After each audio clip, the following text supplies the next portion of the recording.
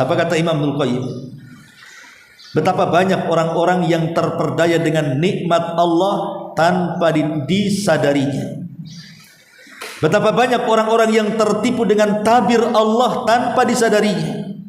Dan betapa banyak orang-orang yang terfitnah dengan pujian manusia kepada dia tanpa disadarinya. Apa maknanya di sini? Di sini kalimat yang pertama, rubba mustadrajin bi ni'amillahi alaihi wa huwa la ya'lam. Betapa banyak orang-orang yang terpedaya dengan nikmat Allah tanpa disadarinya. Artinya ada orang yang berpikir begini, ibu ini makin kaya, makin kaya, makin kaya, padahal tidak sholat, tidak puasa, tidak zakat. Dia pikir bahwa kekayaan yang Allah Subhanahu wa taala anugerahkan kepada dia itu Allah sedang memuliakan dirinya. Terpedaya dia. Bismillahirrahmanirrahim.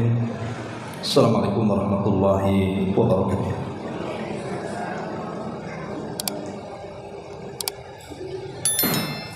Alhamdulillah wassalatu wassalamu ala Rasulillah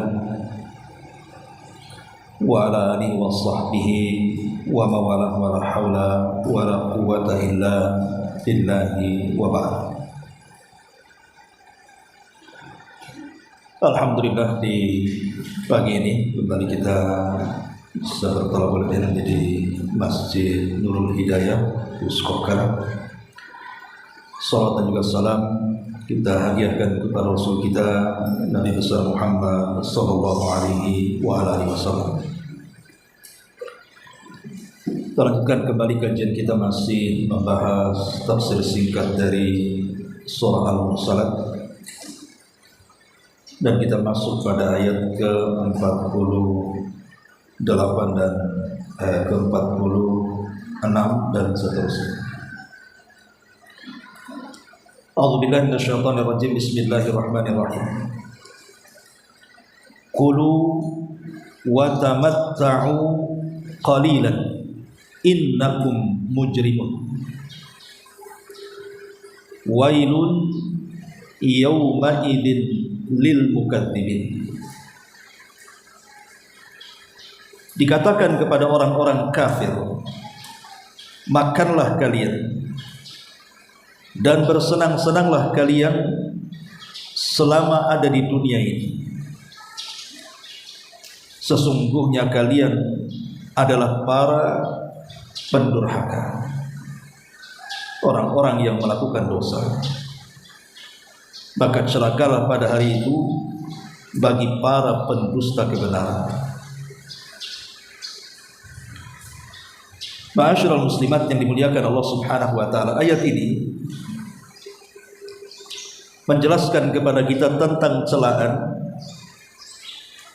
yang Allah Subhanahu wa taala katakan kepada orang-orang kafir, bahwa orang-orang kafir itu di dunia segala sesuatunya akan dicukupkan. Segala sesuatu yang dikehendaki orang kafir itu akan dicukupkan oleh Allah Subhanahu wa taala dari kehidupan dunia. Tetapi ada batas waktu yang Allah Subhanahu wa taala berikan. Silahkan bersenang-senang, silahkan makan dan minum, tapi ada batasnya. Dari sini juga ada faedah yang sangat bagus yang kita akan bahas tentang bahayanya istidraj. Apa istidraj? Nanti kita jelaskan. Ma'asyiral muslimat yang dimuliakan Allah Subhanahu wa taala.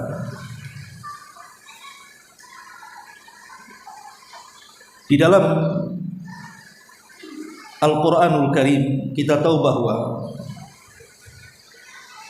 merupakan ketetapan bagi Allah Subhanahu wa taala bahwa setiap orang yang melakukan dosa itu pasti akan diadab. Dan Allah Subhanahu wa taala mengatakan, innallaha la yumli lidh-dhalimi hatta idza akhadahu lam yuflithu. Dalam surah Hud ayat 102, Allah Subhanahu wa taala mengatakan, sesungguhnya Allah Subhanahu wa taala memberikan tempo kepada orang-orang yang berbuat dosa kezaliman itu. Tetapi jika sudah sampai pada waktunya, pasti Allah akan mengazabnya dan tidak mungkin melepaskannya. Dari sini kita tahu bahwa siapapun yang melakukan maksiat kezaliman, maka Allah tidak akan melepaskan orang ini. Dan Allah Subhanahu wa taala katakan, wala tahsabannallaha ghafilan amma ya'malu zalim. Jangan sangka Allah itu lalai dari para pelaku kezaliman. Allah tidak lalai dan Allah terus memperhatikan. Apalagi kalau orang-orang yang dizaliminya berdoa kepada Allah Subhanahu wa taala akan kebinasaan, maka doa orang-orang yang dizalimi itu pasti dikabulkan. Dalam sebuah hadis Nabi sallallahu alaihi wasallam bersabda, "Idza dhaharatil ma'asi fi ummati ammahumullahu bi'adzabin min 'indihi." Apabila maksiat telah melanda pada umatku secara merata, maka Allah meratakan azab kepada mereka. Kemudian Ummu Salamah, istri Nabi sallallahu alaihi wasallam bertanya, "Ya Rasulullah, ama fihim yawma idzin unasun salihun?" Rasul, tidakkah di antara mereka ada orang-orang yang baik? Maka Rasul mengatakan, "Bala, ya tentu." Faqultu, kata Ummu Salamah, "Fa kaifa yasna'u ulahi?" Apa yang mereka lakukan? Qala, maka Rasul mengatakan, "Yusibuhum ma asaban nas, thumma yasiruna ila maghfiratin minallahi wa ridwan." Maka Rasul mengatakan, azab itu menimpa kepada mereka sebagaimana menimpa pada umumnya manusia yang zalim. Tetapi di akhirat nanti tentu orang-orang baik yang tidak ikut maksiat akan mendapatkan ampunan dan ridha Allah Subhanahu wa taala. Artinya bahwa sebuah fitnah itu ataupun azab Allah Subhanahu wa taala, kalau Allah sudah timpakan karena maksiat sebuah kaum, maka azab itu akan merata. Tidak kenal orang baik, tidak kenal orang jahat. Makanya Allah Subhanahu wa taala mengatakan, fattaqu fitnatan la tusibannal ladzina zalamu minkum khassa. Takutlah akan fitnah atau akan azab yang kalau seandainya sudah turun, maka bukan hanya terkena kepada orang-orang zalim saja, tetapi orang baik pun terkena imbasnya. Maksudnya di dunia, kalau di akhirat kan tidak. Ya, orang baik akan dibalas dengan surga, orang jahatnya dengan neraka. Tapi dari sini kita tahu bahwa maksiat apapun ada balasannya, baik di dunia ataupun di akhirat. Masalahnya, ada orang-orang itu yang mereka berada di atas kemaksiatan kepada Allah Subhanahu wa taala, tapi hidupnya disenangkan. Seperti orang-orang kafir. Orang-orang kafir, lihat mereka tidak sholat seperti kita, mereka tidak berpuasa seperti kita, mereka tidak membaca Al-Quran seperti kita.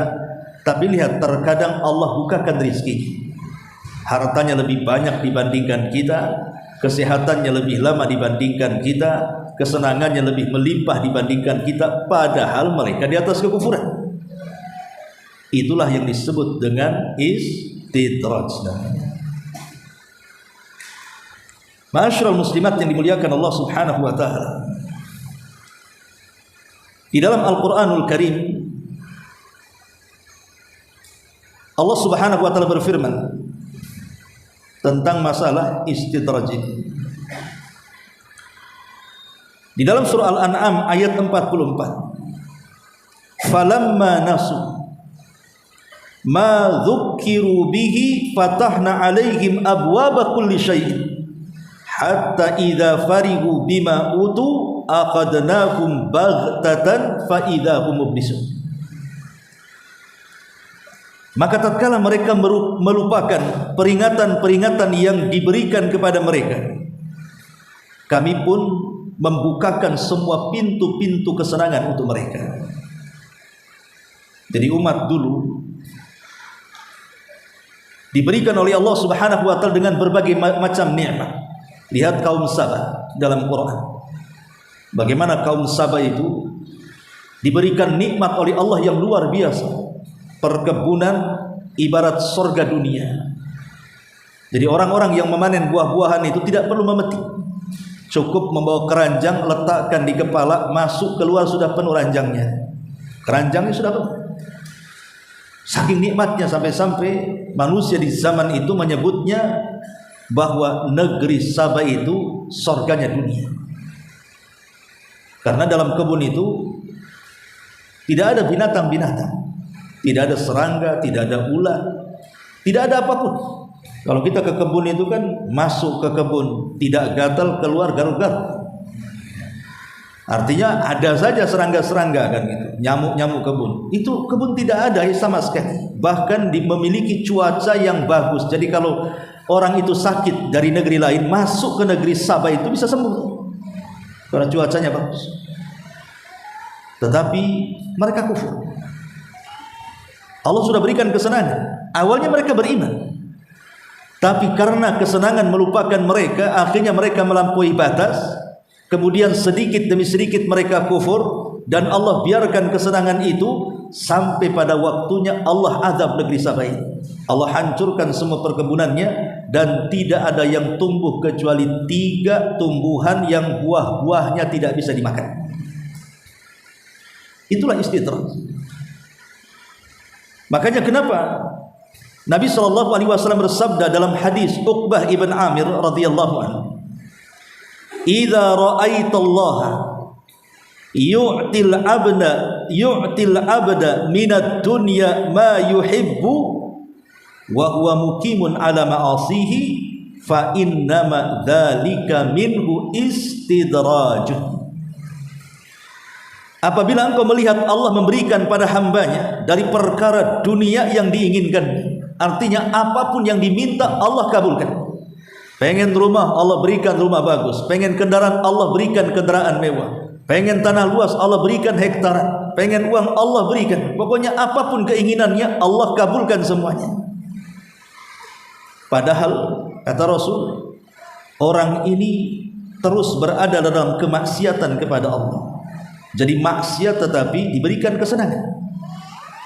Maka Rasulullah SAW mengatakan, ketahuilah bahwa hal itu adalah jebakan nikmat yang disegerakan dari Allah alias istidraj. Makanya kita lihat di masyarakat kan, ada orang yang nampak rizkinya bagus, kalau buka usaha itu lancar jaya bahasanya, nggak pernah gulung-gulung tikar, pada sholat pun tidak, bakhil lagi. Ada orang yang diberikan kesehatan, sakitnya tak pernah, jarang-jarang dia masuk rumah sakit itu, padahal dia sombong. Ada orang yang kemudian diberikan oleh Allah Subhanahu wa taala dengan berbagai macam kenikmatan, anak-anak banyak, semua pada sukses, padahal orang tuanya sama sekali bukan ahli ibadah, justru ahli maksiat, dan begitu seterusnya. Lah kita jangan terperdaya dengan orang yang seperti itu. Kalau ada orang yang diberikan kesenangan di atas kemaksiatannya, jangan pula berangan-angan seperti itu, karena orang itu sedang dijebak dengan kenikmatan. Makanya ibu harus paham tentang satu perkara. Nabi SAW mengatakan dalam sebuah hadis bahwa la yazalu mu'minun, akan senantiasa seorang mukmin itu diberikan ujian oleh Allah Subhanahu wa taala, baik kepada hartanya, baik kepada dirinya, baik kepada anak-anaknya, sampai akhirnya dia berjumpa dengan Allah Subhanahu wa taala dan tidak menyisakan satu dosa pun. Dari sini kita tahu bahwa tidak semua ujian Allah itu jelek. Tidak semua ujian Allah itu jelek. Terkadang di balik ujian itu ada hikmah kebaikan bagi kita. Makanya Bu, kalau seandainya ibu selama hidup tidak pernah diuji, hati-hati. Ibu kalau dalam hidup ibu ini tidak pernah diuji oleh Allah, ya badan ya sehat, usaha ya lancar, anak-anak bisa disekolahkan ya luar biasa, bisa menempuh jenjang pendidikan yang tinggi, tetapi ketaatannya berkurang. Maka kalau seandainya kita tidak diberikan ujian oleh Allah Subhanahu wa taala, kemudian kenikmatannya justru bertambah, tapi keimanannya berkurang, hati-hati. Jangan-jangan ibu sedang dijebak dengan nikmat, dijebak dengan istidraj.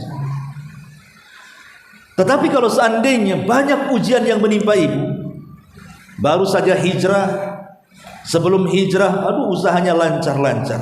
Setelah hijrah, mulailah berkurang. Sebelum hijrah, Masya Allah banyak relasi, banyak kawan. Setelah hijrah dijauhi kawan-kawannya. Sebelum hijrah sehat-sehatlah badannya. Setelah hijrah asik sakit ini sakit itu saja. Maka kalau seandainya ibu diberikan berbagai macam ujian, ketika mendekatkan diri kepada Allah Subhanahu wa taala, berbahagialah. Berarti ibu terlepas dari istidraj. Jadi kalau tidak diberikan ujian, hati-hati. Tapi kalau banyak ujian, berbahagia. Karena Nabi SAW mengatakan dalam sebuah hadis, Innallaha idza ahabba 'abdan ibtala. Allah itu kalau suka dengan hambanya, pasti Allah akan turunkan banyak ujian kepadanya. Jadi kalau Allah suka dengan kita itu, pasti Allah akan banyak ujian, memberikan ujian kepada kita. Untuk apa? Mengangkat derajat kita. Makanya Nabi SAW mengatakan, ma yusibul muslim min nasabin wala wasabin wala hammin wala haznin wala adhan wala ghammin hatta syaukatu yushakuha illa kaffarallahu biha khataya. Tidaklah seorang muslim diberikan berbagai macam ujian, dari stres, bingung, sedih, macam-macam, sampai kepada duri yang menancap dalam kakinya, kecuali Allah Subhanahu wa taala akan gugurkan dosa-dosanya. Dari sini kita tahu bahwa seorang mukmin yang diuji itu hakikatnya dia di atas kebahagiaan. Karena bagi seorang mukmin diuji atau tidak, bagi mereka sebuah kebaikan. Ajaban li amril mukmin, in asabathu sarra syakara fakana khairan lahu wa in asabathu dharra sabara fakanat khairan lahu. Menakjubkan perkaranya seorang mukmin itu. Kalau dia ditimpa nikmat dia bersyukur, tapi kalau diberikan ujian dia bersabar. Dua-duanya baik bagi seorang mukmin. Itu harus dipahami. Tapi masalahnya, terkadang kaidah ini tidak berlaku di masyarakat. Kalau tidak diuji hati-hati, kalau diuji justru berbahagia. Justru sebagian kita terkadang melihat ada orang-orang yang disenangkan oleh Allah di atas kemaksiatannya, pengen pula seperti dia. Itu masalahnya. Kok enak sih anu ini ya hidupnya, gak pernah sholat tapi lancar-lancar saja usahanya, bentang-bentang tikar di mana-mana dia. Aku ini sudah sholat masih rugi saja. Akhirnya memandang bahwa orang seperti itu lebih baik jadinya. Jangan tertipu. Makanya lihat ketika Allah Subhanahu wa taala menceritakan tentang kisah Qarun. Qarun ini satu hari keluar membawa seluruh perhiasannya dan juga hartanya. Maka orang-orang yang kemudian melihat Qarun, mereka mengatakan apa? Ya laita lana mithla ma utiya Qarun innahu ladzu haddin 'adzim. Duhai kiranya kami ingin seperti si Qarun juga lah. Sungguh si Qarun itu mendapatkan keberuntungan yang sangat besar. Maka orang-orang yang beriman kepada Nabi Musa mengingatkan kepada orang-orang ini. Wa qala alladziina utul ilma wailakum thawabullahi khairun liman amana wa amila salihan wa la yulaqaha illa sabir. Celaka kalian. Sesungguhnya pahala dari Allah itu jauh lebih baik bagi orang yang beriman dan beramal saleh. Jangan tertipu dengan si korup. Lah apakah kita ini dari kelompok orang-orang yang beriman kepada Musa dan mengatakan kepada orang-orang tertipu jangan seperti itu? Ataukah kita justru kelompok pertama? Aku juga pengenlah kayak dia. Hidupnya kok panjang umurnya, gak sholat, pada si anu sholat terus 20 tahun dan mati gitu. Sampai ada istilah ialah orang baik itu cepat mati, orang jatuh udah mati-mati gitu. Ada orang yang kemudian berpikir seperti itu kan, cara berpikirnya itu aneh. Melihat orang kaya yang tidak pernah ngaji, tidak pernah sholat, pengen pula seperti itu. Maka jangan, karena saya katakan dari awal bahwa orang yang tidak diuji ini harus hati-hati. Tapi orang yang banyak diuji berbahagialah. Allah memang suka dengan kita. Baik, kita sedikit bentangkan tentang apa sih istidraj itu ya. Ma'asyiral muslimin, muslimat yang dimuliakan Allah Subhanahu wa taala. Asy-Syaikh As-Sa'di rahimahullahu taala mengatakan dalam tafsirnya Kalimur Rahman, beliau mengatakan yang artinya ketika mereka melupakan perintah Allah yang diberikan kepada mereka, maka dibukakanlah berbagai macam pintu dunia dan rizki. Mereka pun kemudian lalai sampai mereka bergembira dengan apa yang diberikan pada mereka. Akhirnya Allah menyiksa mereka dengan tiba-tiba. Mereka pun berputus asa setelah itu. Jadi seolah-olah Al-Imam As-Sa'di mengatakan istidraj itu secara bahasa itu dari kalimat daraj. Daraj itu artinya tangga. Ya. Tangga, nanti ada bordes, tangga lagi. Nah, itu daraj. Jadi istidraj itu sengaja Allah naikkan tuh. Hartanya dibanyakin, nanti dikit lagi banyak lagi, jadi kaya makin kaya, gitu maksudnya. Tapi setelah di atas Allah akan jatuhkan. Itulah istidraj. Atau dengan kata lain istidraj adalah orang-orang yang semua keinginannya diberikan oleh Allah Subhanahu wa taala, semua angan-angan dan cita-citanya diberikan oleh Allah, padahal mereka di atas kemaksiatan kepada Allah Azza wa Jalla. Itulah yang disebut sanastadrijuhum min haitsu la ya'lamun. Mereka akan dibuat terperdaya dengan nikmat sampai pada waktunya mereka akan diadab. Pertanyaannya, kenapa kemudian Allah Subhanahu wa taala mengistidrajkan seseorang itu? Kenapa Allah biarkan orang maksiat di atas kesenangan, sementara orang yang beriman di atas kefakiran? Kenapa Allah Subhanahu wa taala biarkan orang-orang di atas kemaksiatan diberikan usia panjang, sementara orang-orang yang beriman dipendekkan pula usianya? Kenapa orang-orang yang di atas kemaksiatan semua hajatnya Allah Subhanahu wa taala berikan, sementara orang-orang yang beriman harus berpontang-panting mencarinya? Apa hikmahnya? Kenapa Allah lakukan seperti itu? Harusnya orang yang beriman itu lebih baik kondisinya dibandingkan orang yang bermaksiat kan? Tapi kenapa Allah balik? Tentu ada hikmah. Yang pertama, Allah Subhanahu wa taala adalah Ar-Rahman Ar-Rahim. Dia adalah zat yang maha penyayang lagi pengasih. Allah masih memberikan waktu kepada mereka untuk bertobat. Bertobat atau tidak? Ya, Allah kasih waktu.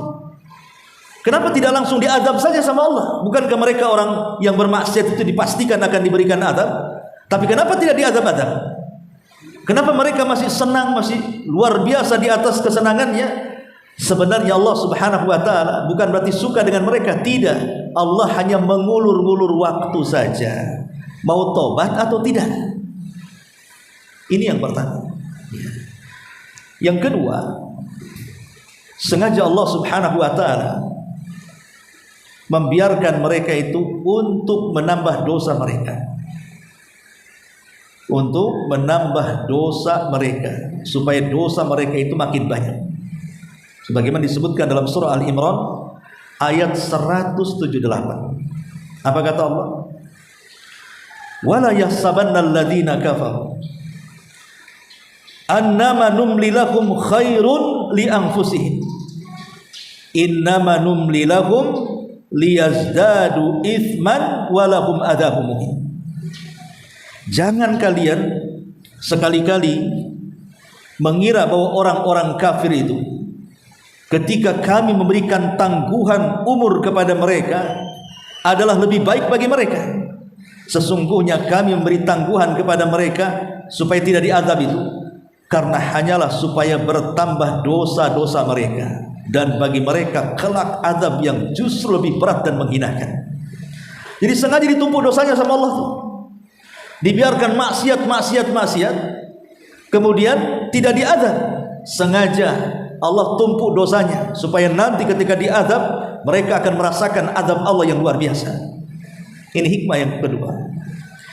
Kemudian hikmah yang ketiga adalah supaya mereka bertambah kesesatannya. Karena Allah tidak akan menyesatkan kecuali orang itu yang memilih sesat. Allah sudah membuat dua jalan. Ini loh jalan ke surga, ini jalan ke neraka. Kenapa kamu ke neraka? Makanya Allah Subhanahu wa taala ketika menghikayatkan Nabi Musa dalam surah Shaf ayat 5, apa kata Allah?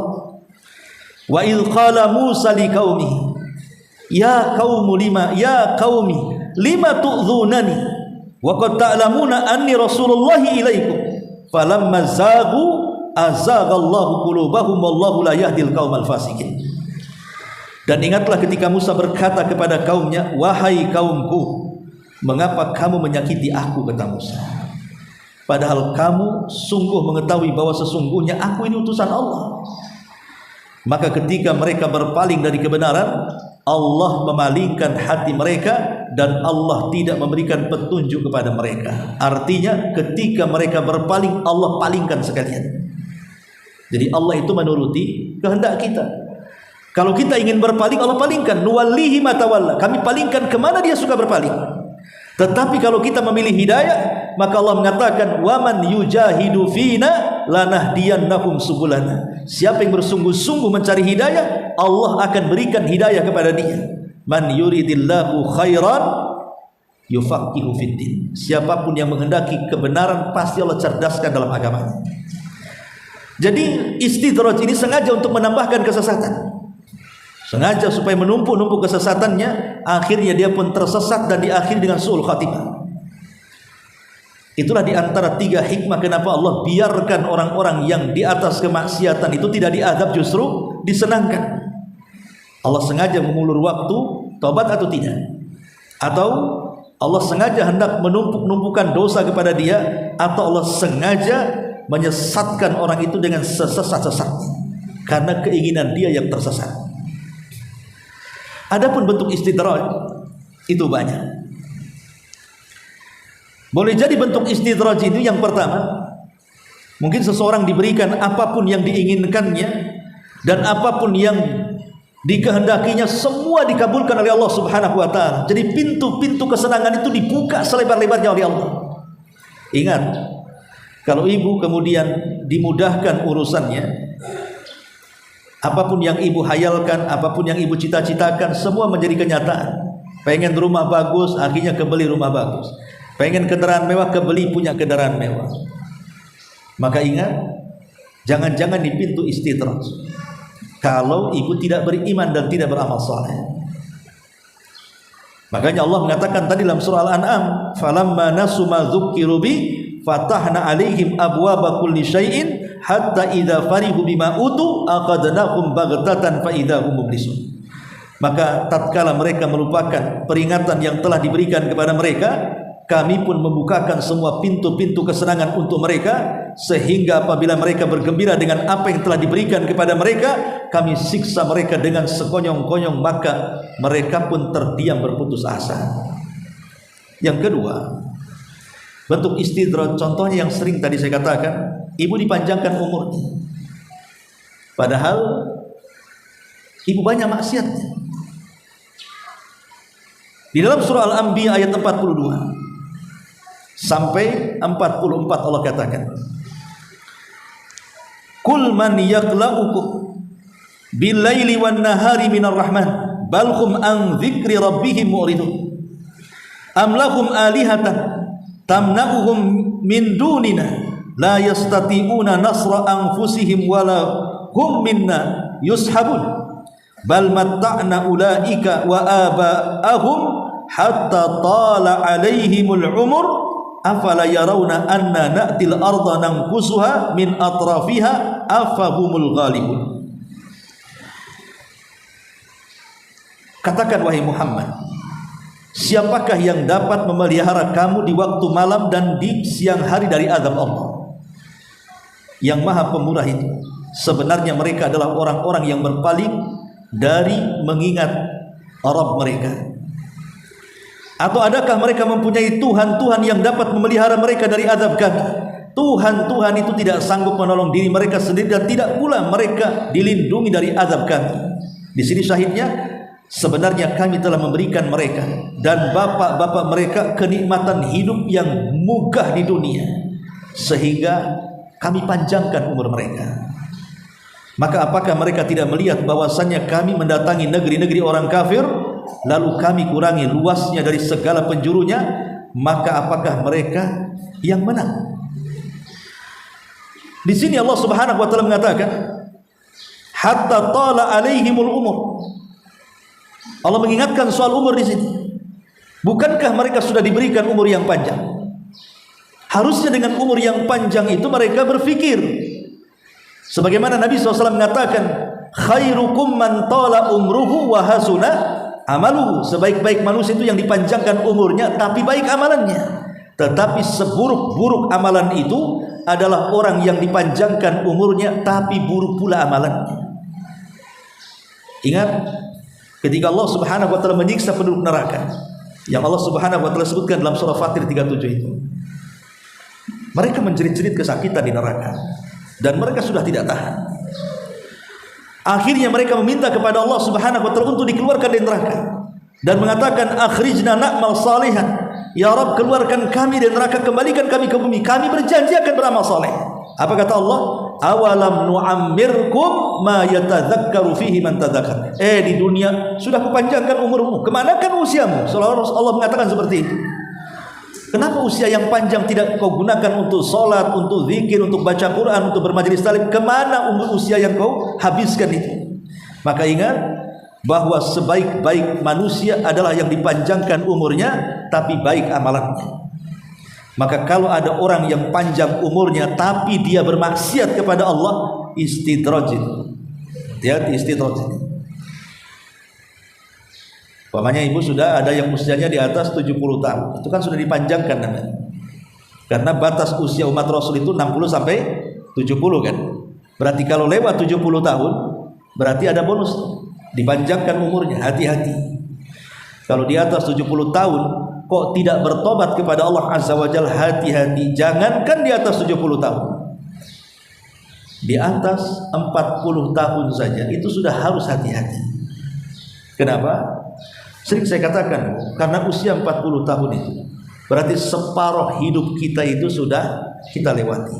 Separuh lebih hidup kita lewati. Kalau kata Nabi SAW, usia umatku 60 sampai 70 tahun, kemudian usia kita di atas 40, anggaplah 40 tahun, berarti separuh lebih kan? 40 tahun sudah kita lewati, berarti tinggal 30 tahun yang harus kita lalui. Itu kalau usia kita ini sampai 70, sebagaimana sabda Rasul kan? Dan rata-rata di usia 40 tahun semua nikmat Allah sudah Allah berikan. Biasanya orang yang sudah 40 tahun sudah punya pasangan, artinya sudah pernah menikah, itu nikmat. Diberikan keturunan, itu nikmat. Usia 40 tahun biasanya sudah punya rumah sendiri, sudah pisah dengan orang tuanya, itu nikmat. Bahkan usia 40 tahun sudah bisa mencari nafkah sendiri, itu nikmat. Dan sudah diberikan akal yang cerdas untuk berpikir dalam rangka menentukan putusan, itu nikmat. Jadi hampir separuh nikmat Allah usia 40 tahun itu sudah dikasih. Sehingga tinggal kita balas nikmat dengan syukur ataukah dibalas nikmat dengan kufur, itu saja. Makanya Yang kedua ini, kalau kita diberikan usia panjang di atas kemaksiatan, berarti dia sedang istidraj, sedang terperdaya dengan nikmat. Ini yang kedua. Yang ketiga, penundaan azab. Dia bermaksiat kepada Allah, tapi kok tak nampak pula ada azab yang datang kepada dia. Sholat tidak, preman lagi, tukang zalimi orang, tapi tak ada nampak azabnya, entah sakit, disetrukan atau apa. Tidak ada juga. Nih orang nih kalau ditunda azabnya, merasa tidak sholat, tidak puasa, tidak zakat, menzalimi orang, kok tidak ada sinyal tanda-tandanya, ini istidraj. Karena azab Allah itu tidak mesti di dunia. Ada yang didahulukan di dunia, ada yang diakhirkan di akhirat. Di dunia dia boleh lepas dari pengadilan Allah, tapi di akhirat dia tidak mungkin lepas dari pengadilan Allah. Makanya ketika kita berbicara tentang Ashabul Uhdud dalam surah Al-Buruj, ada kisah Ashabul Uhdud. Kisah Ashabul Uhdud dalam surah Al-Buruj itu kan menceritakan tentang seorang raja zalim yang membakar 20.000 orang yang beriman hidup-hidup. Tetapi Allah tidak menyebutkan balasan di dunia kepada para pembakar orang-orang yang beriman itu. Apakah kemudian mereka lantas lepas dari azab Allah? Tidak. Di dunia mereka bisa lepas, di akhirat tidak mungkin lepas. Makanya ketika kemudian orang di atas kemaksiatan kok ditunda azabnya di dunia, ketahuilah dia sedang terpedaya dengan nikmat ataupun istidraj. Ini yang ketiga. Kemudian yang keempat, gambaran istidraj adalah merasa dimuliakan manusia. Merasa dimuliakan manusia, seperti para pemimpin-pemimpin, ya oknum lah, para pemimpin-pemimpin daerah, mungkin dia wali kota, mungkin dia gubernur, mungkin dia menteri, bahkan mungkin presiden. Dilulukan oleh rakyatnya, dilulukan oleh bawahannya, padahal dia ahli maksiat sebenarnya.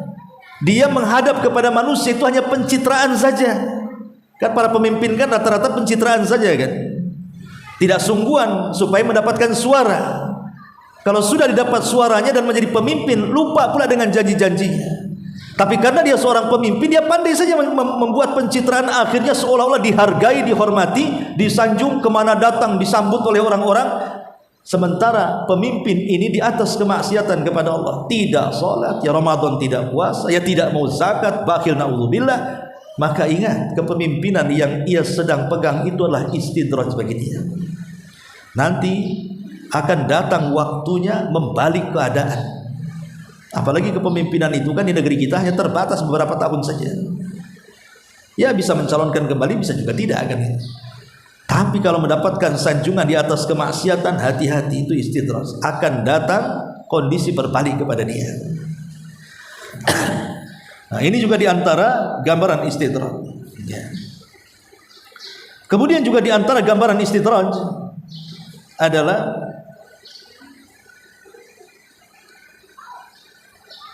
seperti orang-orang yang disanjung karena pengetahuannya. Disanjung karena pengetahuannya. Mungkin seorang ustaz, tidak mesti orang awam. Seorang ustaz, seorang kiai, seorang ulama pun bisa istidraj. Ketika kemudian ilmunya itu hanya untuk ria-riaan saja, hanya untuk bantah-bantahan saja, hanya untuk supaya orang menganggapnya dia seorang ustaz, seorang alim, seorang ulama, supaya mendapatkan pujian orang. Lah pujian orang kepada dirinya ketika dia hanya untuk ria saja, maka pujian itu bisa jadi istidraj bagi dia. Nah, ini juga termasuk istidraj juga. Istidraj dengan ilmunya atau istidraj dengan ibadahnya. Istidraj dengan ibadahnya, nampak ahli puasa, nampak ahli salat malam, nampak ahli zikir, nampak ahli baca Quran, sehingga orang mengaguminya. Padahal niat dia itu supaya orang menganggap dia ahli ibadah saja kan. Lah sanjungan orang-orang kepadanya, hati-hati, itu bagian daripada istidraj juga. Ma'asyiral muslimin wal muslimat rahimani wa rahimakumullah. Dan banyak lagi bentuk-bentuk istidraj, termasuk juga orang yang diberikan kesehatan tetapi dia di atas kemaksiatan. Nikmat dunia semakin bertambah tapi iman pula semakin turun. Mendapatkan kemudahan dalam segala hal dalam kehidupannya, tetapi dia bermaksiat kepada Allah. Rizki yang bertambah di atas kemaksiatan, semakin kaya tapi kikir, dan macam-macam lah bentuk istidraj ini. Lah ini semua Dikatakan oleh para ulama, ini ada satu nasihat bagus. Apa kata ulama? Khif min wujudi ihsanihi ilaika wa dawami isaatika ma'ahu an yakuna dzalika istidrajan sanastadrijuhum min haitsu la ya'lam. Takutlah, kata para ulama salaf, takutlah jika kamu selalu mendapatkan kebaikan-kebaikan dari Allah, sedangkan kamu tetap berada dalam kemaksiatan kepadanya. Lihat di sini, takutlah jika kamu selalu mendapatkan kebaikan-kebaikan dari Allah, sedangkan kamu tetap berada dalam kemaksiatan kepadanya. Jangan sampai, kata ulama salaf, kenikmatan itu menjadi istidraj dari Allah. Karena Allah berfirman, kami tarik mereka berangsur-angsur dengan cara yang mereka tidak ketahui. Ma'asyiral muslimat yang dimuliakan Allah Subhanahu wa taala. Al-Imam Ibnu Qayyim rahimahullahu taala mengatakan, rubba mustadrajin bi ni'amillahi alaihi wa huwa la ya'lam wa rubba maghrurin bi sitrillahi alaihi wa huwa la ya'lam wa rubba maftunin bi thana'in nasi alaihi wa huwa la ya'lam. Apa kata Imam Ibnu Qayyim? Betapa banyak orang-orang yang terperdaya dengan nikmat Allah tanpa disadarinya. Betapa banyak orang-orang yang tertipu dengan tabir Allah tanpa disadarinya. Dan betapa banyak orang-orang yang terfitnah dengan pujian manusia kepada dia tanpa disadarinya. Apa maknanya di sini? Di sini kalimat yang pertama, rubba mustadrajin bi ni'amillahi alaihi wa huwa la ya'lam. Betapa banyak orang-orang yang terpedaya dengan nikmat Allah tanpa disadarinya. Artinya, ada orang yang berpikir begini, ibu ini makin kaya, padahal tidak sholat, tidak puasa, tidak zakat. Dia pikir bahwa kekayaan yang Allah Subhanahu wa taala anugerahkan kepada dia itu, Allah sedang memuliakan dirinya. Terpedaya dia. Jangan-jangan Allah sedang memuliakan saya. Jangan-jangan Allah cinta dengan saya. Akhirnya persis seperti Allah Subhanahu wa taala katakan di dalam Al-Qur'anul Karim, kalau diberikan kekayaan dia mengatakan Rabbi akraman. Allah sedang memuliakan dirinya. Tapi kalau diberikan kefakiran dia pun mengatakan Rabbi ahan. Rabbku sedang apa? Sedang menghinakan diriku. Jadi ada orang yang mengira bahwa kalau Allah Subhanahu wa taala memberikan kekayaan itu tanda Allah cinta kepadanya. Dan ada orang yang mengira kalau Allah mencabut kekayaan Allah benci kepada dia. Tidak, harta itu bukan tanda cinta Allah kepada kita. Karena harta itu bersyarikat antara mukmin dan kafir. Si Fir'aun kaya, Nabi Sulaiman juga kaya. Lalu apa bedanya? Sama-sama kaya. Abu Jahal kaya, Abu Bakar juga kaya. Lalu apa bedanya? Kalau kekayaan bersyarikat antara mukmin dan kafir, berarti tidak ada keistimewaannya kekayaan itu karena bersyarikat antara mukmin dan kafir. Lain kalau seandainya orang-orang yang beriman semua kaya, orang kafir semua miskin, berarti kekayaan itu ada keutamaannya tuh. Tapi kalau kekayaan berserikat, si mukmin kaya, si kafir kaya, loh apa kemudian ininya keutamaan kekayaan itu? Tidak ada. Jadi kekayaan itu bukan tanda Allah cinta, sebagaimana kefakiran itu bukan tanda Allah benci. Bilal fakir, apakah Allah benci? Tidak, Allah sayang. Ya. Kemudian si Abu Jahal kaya, apakah Allah cinta? Tidak, dia benci karena kekufurannya.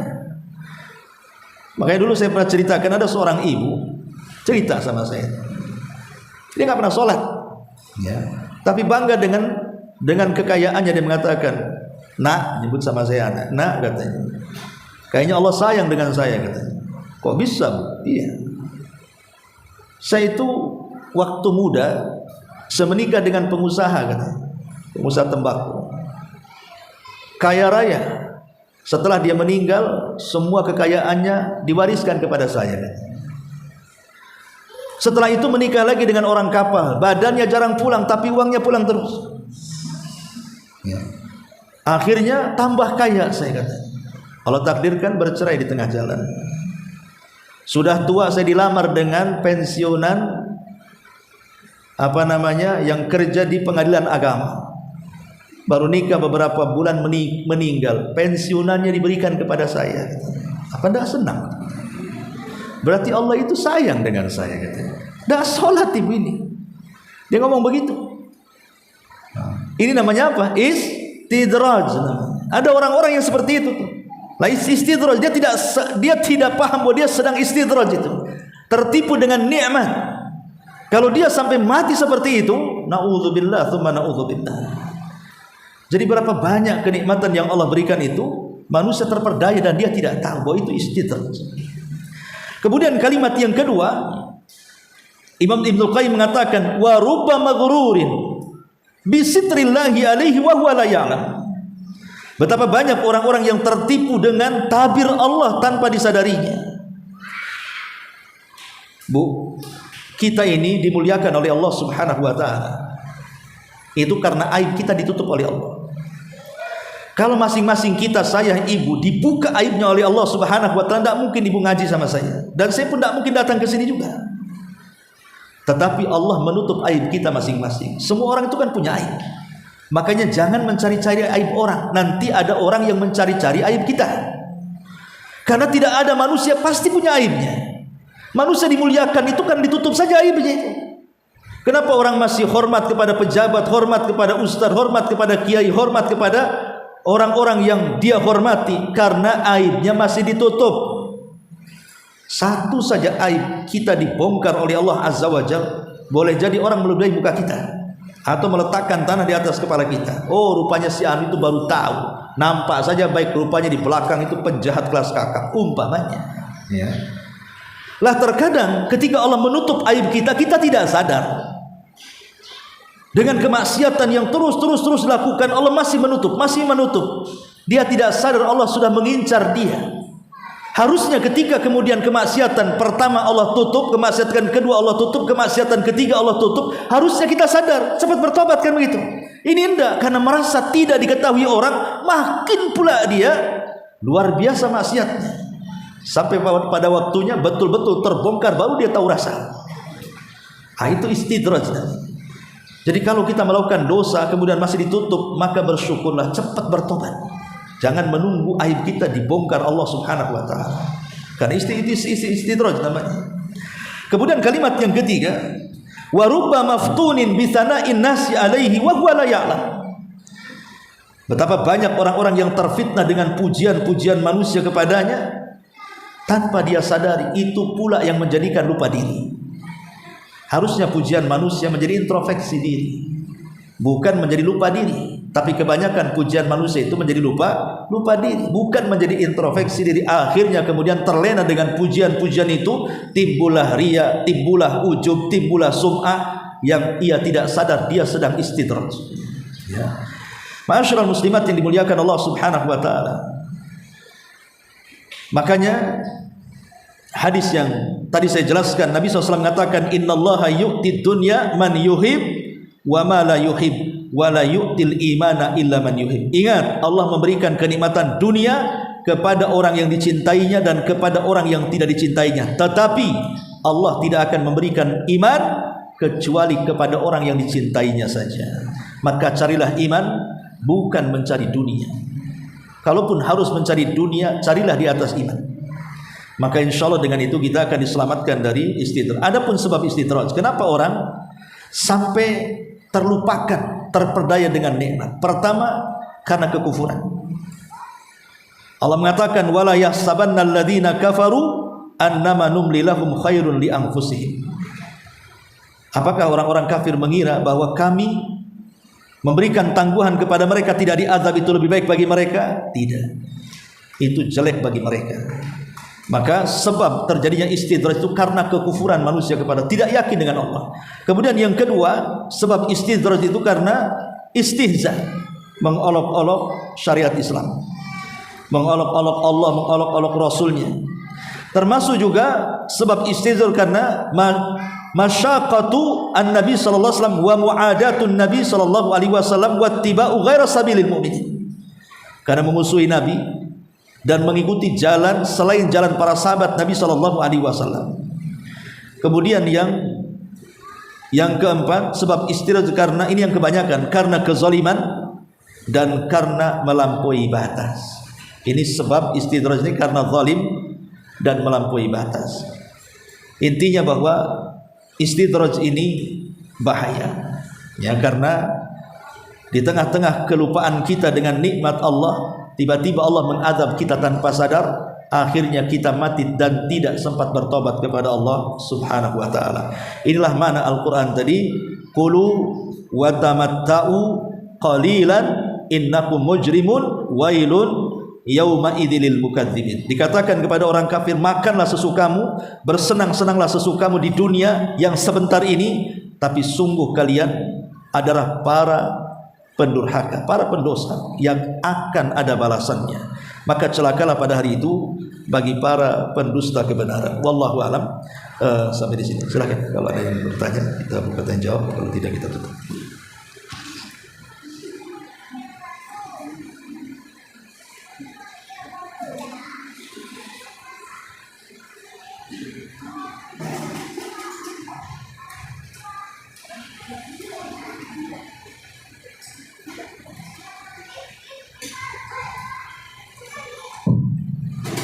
Assalamualaikum Ustaz. Waalaikumsalam.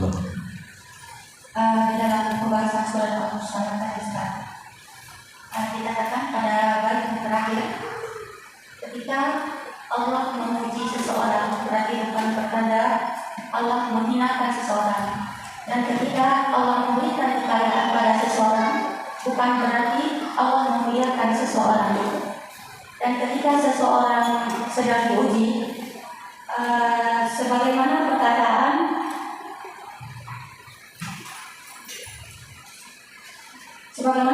Nabi Musa kepada pengikutnya ketika Musa berkata, "Wahai kaumku, mengapa engkau menyakitiku?"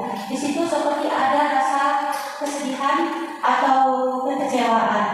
Berarti di sini kita sebagai seorang hamba, ketika iman kita lagi turun, Ustaz, kita yakin bahwa sesuatu apa yang Allah berikan kepada kita itu bentuk kasih sayang Allah, bentuk tanda cinta Allah kepada kita. Namun di antara kata sayang dan cinta kita sebagai hamba ini ada rasa kecewa, ada rasa sedih. Terus kita mengeluarkan air mata. Cuma kita tidak mengatakan kenapa Allah memuji kita. Cuma rasa sakit itu ada pada diri kita sebagaimana Musa. Apakah Musa itu juga merasa sakit gitu Ustaz? Berarti diperbolehkan di sini Ustaz rasa-rasa yang demikian pada diri kita? Iya, alhamdulillah. Ketika Nabi Shallallahu Alaihi Wasallam diuji dengan meninggalnya putra beliau Ibrahim dari putra Maria Kiptia, budak beliau, Nabi Shallallahu Alaihi Wasallam menangis lama. Jadi Nabi SAW itu sampai menangis, ada yang mengatakan 3 hari. Terus terpikirkan Ibrahim dan selalu meneteskan air mata. Abdurrahman ibn Auf tidak tega dengan kondisi Rasul. Ya wajar kan, karena Ibrahim meninggal itu di usia Rasul sudah tua. Sudah hampir meninggal Nabi itu. Artinya sudah di usia 50 tahun lebih dia dikaruniai lagi seorang anak. Sementara ketika Rasul masih muda, dikarunia anak laki-laki Ibrahim dan Qasim meninggal dunia juga di waktu bayi. Sehingga ketika di masa tuanya dianugerahi anak laki-laki, apa enggak senang? Tiba-tiba hanya usianya 1 tahun 6 bulan meninggal dunia. Sehingga kesedihan Rasul itu manusiawi. Beliau sampai meneteskan air mata. Dan itu selama 3 hari. Jadi Abdurrahman bin Auf radhiyallahu anhu bertanya kepada Rasul, "Rasul, bukankah kau yang melarang kami tidak boleh melakukan niyah ketika ada orang yang kita cintai yang meninggalkan kita?" Tapi Rasul mengatakan, "Ya Abdurrahman, ini bukan niyah, ini tangisan rahmat, tangisan kasih sayang saya kepada anak saya." Kemudian Rasul mengatakan di hadapan Abdurrahman, "Ya Abdurrahman, innal aina latadma wa innal qalba latahzan wa inna bifiraqika ya Ibrahim lamahzunun wa manaqulu illa ma yarda rabbuna." Wahai Abdurrahman, yang namanya mata itu bisa mengaliri air mata. Yang namanya hati itu bisa bersedih. Tetapi perpisahanku dengan Ibrahim sungguh menyesakkan dada. Tetapi kata Rasul, aku berusaha untuk tidak menyebutkan kata-kata kecuali yang diridhai Allah saja. Dari sini bahwa Rasulullah SAW sesak dadanya. Dia diuji oleh Allah, sesak dadanya. Bahkan nangis pula dia.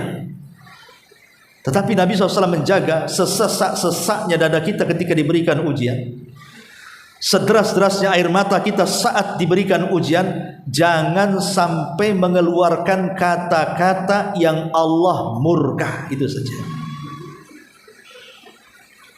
Jangan sampai. Dalam kondisi ujian apapun, entah ibu diuji dengan sakit berkepanjangan, ekonomi yang kemudian terus merosot, ujian dalam rumah tangga, mungkin suami selingkuh, atau mungkin faktor ekonomi, anak nakal-nakal dan begitu seterusnya. Boleh kita bersedih, boleh kita sesak dadanya, tapi minimalnya jangan tasakhut, mengeluarkan kata-kata yang Allah murka. Karena Nabi yang mengatakan, Nabi SAW mengatakan, innallaha idza ahabba 'abdan ibtalahu, faman radiya falahu ridha, wa man sakhita falahu sukhtu. Allah itu kalau suka dengan hamba, Allah uji hamba itu. Barang siapa yang redha, Allah suka dengan dia. Barang siapa yang benci dengan ujian itu, Allah juga benci dengan dia. Maka boleh kita sesak dada, boleh kita menangis, tapi jaga lisan. Ya. Jangan kita katakan, kenapa si aku saja, kenapa si anu enak-enak terus, kenapa anakku saja yang nakal, kenapa anak orang lain soleh-soleh, kenapa suamiku yang begini, kenapa suami orang tidak. Jangan seperti itu. Karena itu menjadikan objek celaan kepada Allah Subhanahu wa taala, seolah-olah Allah mengirim ujian itu bukan disikapi sebagai ujian, tapi disikapi sebagai azab. Seolah-olah Allah sedang mengadab dia. Allah tidak sedang mengadab kita. Allah sedang menguji kita. Jangan samakan ujian dengan azab.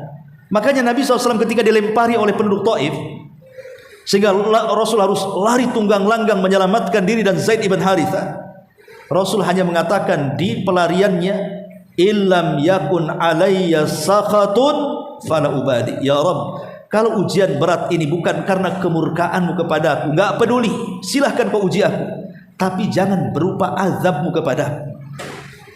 Tapi kalau ujian dalam berupa azabmu kepada aku, maka aku tidak siap. Tapi kalau ujian ini berupa kasih sayangmu kepada aku, bukan dalam rangka kemurkaanmu, silahkan uji saya sebanyak-banyaknya. Tapi Rasul juga berdoa di dalam doa yang lainnya, wala taj'al musibatana fi dinina. Jangan kau uji kami ya Rabb dalam agama kami.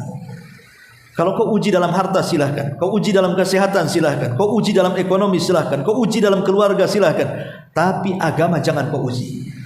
Karena kalau agama kita diuji bisa kufur, bisa musyrik, bisa sesat. Urusannya bukan dunia sampai ke akhirat. Tapi kalau kita diuji harta kita, diuji kesehatan kita, paling tinggi mati. Habis mati tidak ada lagi ujian itu. Tapi kalau ujian agama itu dengan kematian bukan berarti selesai sampai di situ. Ada pertanggungjawabannya sampai ke neraka. Lah makanya dari sini seseorang menangis, sesak dada tidak ada masalah, tapi jaga lisan saja. Jangan sampai mengatakan sesuatu yang Allah murkai. Wallahu a'lam. Terkait dengan ujian yang Allah berikan kepada kita, Ustaz. Terkadang kita tanpa terasa, sampai kita berpikir, kita duduk merenung, kita berpikir kemarin Allah menguji kita A, hari ini B, besok C, D dan E. Terus terlintas di pikiran kita mengatakan, apalagi ya Allah akan berikan kepadaku, apakah aku kuat untuk menanti semua ini? Dari penjagaan Ustaz tadi berarti kita mengucapkan hal yang demikian tidak terlarang, Ustaz. Alhamdulillah gini Bu ya. Kalau seandainya kita ini bertubi-tubi diberikan ujian oleh Allah Subhanahu wa taala, maka itu tanda bahwa Allah Subhanahu wa taala memandang keimanan kita kuat. Kan Allah tidak mungkin menguji kecuali dengan kadar keimanan kita. Kalau iman kita kuat, berat ujiannya tuh. Tapi kalau iman kita rendah, pasti akan diringankan ujiannya. Ketika kemudian hari ini diuji ini, besok diuji itu, lusa diuji dan begitu seterusnya, maka Allah sebenarnya menganggap iman kita ini kuat. Dan Kita tidak boleh bersuudzon kepada Allah Subhanahu wa taala. Apalagi karena tadi pagi saya sudah jelaskan di masjid sebelah, kalau ujian itu semakin berat semakin hari, berarti kemudahan itu akan segera datang. Ingat ya, semakin kuat ujian, berarti kemudahan itu akan segera datang. Karena tidak mungkin Allah itu menciptakan kesulitan dan tidak ada kemudahan. Justru di balik kesulitan itu ada kemudahan. Bahkan 2 kemudahan, 3 kemudahan, 4 kemudahan, dan begitu seterusnya. Yang diperlukan kita adalah sabar. Yang diperlukan kita adalah sabar. Di situ Allah Subhanahu wa taala mengatakan, wa basyiri sabirin alladzina idza asabatkum musibatun qalu inna lillahi wa inna ilaihi raji'un. Apa balasannya? Ulaika alaihim salawatu mir rabbihim wa rahmah wa ulaika humul muhtadun. Beri kabar gembira kepada orang-orang yang sabar dengan ujian itu, yang apabila datang ujian kepada mereka, mereka mengembalikan semuanya kepada Allah. Inna lillah, semua datang dari Allah, wa inna ilaihi raji'un, dan akan dikembalikan kepada Allah Azza wa Jalla. Apa balasan orang yang mengucapkan istirja dengan kesabarannya? Maka mereka satu akan mendapatkan pujian Allah. Allah akan memuji kita di hadapan para malaikat. Bayangkan, Allah sedang memuji kita di hadapan para malaikatnya loh. Bayangkan, jangankan Allah memuji kita, pamannya Presiden Prabowo memuji ibu di hadapan rakyat Indonesia live, semua YouTube, semua Facebook, semua TikTok. Ibu dengar, bahagia nggak? Besar bu, besar kepala mungkin ibu. Wah, Presiden muji saya. Ini baru Bapak Prabowo. Macam mana pula yang menciptakan Bapak Prabowo? Allah Subhanahu wa taala memuji di hadapan malaikat lagi. Kalau Allah sudah memuji, tidak ada manusia yang berhak mencela dia. Ulaika alaihim salawatu mir rabbihim. Cukup sampai di sini? Tidak. Wa rahmah, Allah berikan kasih sayang. Dan kalau Allah sudah turunkan kasih sayangnya, berarti kita akan dijaga oleh Allah. Karena orang yang menyayangi kepada orang yang disayangi pasti menjaga. Kalau seandainya suami sayang dengan ibu, pasti ibu akan dijaga suami. Walillahi masalul a'la. Maka Allah lebih berhak untuk itu. Cukup sampai di sini? Tidak. Wa ulaika humul muhtadun. Hidupnya diarahkan oleh Allah, dapat hidayah. Inilah pahala orang yang sabar. Seandainya tidak ada pahala kecuali 3 perkara ini saja, sudah cukup. Dapat pujian Allah, dapat rahmat Allah, dapat petunjuk Allah. Ini yang kita cari di dunia, dan itu diberikan kepada orang-orang yang sabar ketika mendapatkan ujian. Dahulu Al-Imam Al-Asma'i rahimahullahu ta'ala, seorang ulama ahli bahasa, menceritakan dia berdua dengan kawan sedang safar untuk talabul ilmi. Allah takdirkan Al-Imam Al-Asma'i ini kehabisan bekal di jalannya habis, sampai dia hampir menemui ajalnya, sudah putus asa, sudah mati saja. Gimana? Tersesat di padang pasir, siapa yang akan menolong? Ya. Kalau tersesat di hutan masih mendingan lah, kita bisa berburu, kita bisa ngambil buah-buahan. Kalau tersesat di padang pasir, apa yang mau diburu? Kadal gurun kan gitu, nggak ada air. Tapi Allah takdirkan ketika di atas keputusasaannya Imam Asma'i dan kawan ini mendapatkan 1 tenda di situ. Rupanya tenda itu dihuni oleh seorang ibu yang sudah renta. Dia juga beternak dengan kambing-kambing di sekitarnya. Ketika Imam Al-Asma'i dengan kawannya kemudian bersinggah di tempat ibu itu, rupanya ibu itu orang baik. Kemudian Imam Al-Asma'i mengatakan kepada ibu itu terus terang bahwa dia tersesat di jalan, kehabisan bekal, dan ibu itu akan berjanji bahwa sebentar lagi engkau akan makan di sini. Nanti kita akan sembelihkan seekor kambing dan kita akan sediakan makanan untukmu. Tapi tunggu dulu, aku tidak bisa berbuat apa-apa tanpa anakku, katanya. Dan anakku sedang pergi. Tunggu beberapa saat, nanti dia akan datang. Dari kejauhan rupanya ada 2 unta. Yang satu ditunggangi manusia, yang satu tidak ditunggangi. Semakin dekat, semakin dekat, semakin dekat, sampai semakin dekat ke tenda, turunlah yang menunggang unta. Dikiranya anak ibu ini. Rupanya dia kawan dari anaknya. Dia turun dan mengatakan kepada ibu ini, bersabarlah wahai ibu, anakmu meninggal dunia, dan saya tidak bisa mengambil jasadnya karena terlampau dalam jurang yang ada jasad anakmu. Maka ibu itu langsung termenung.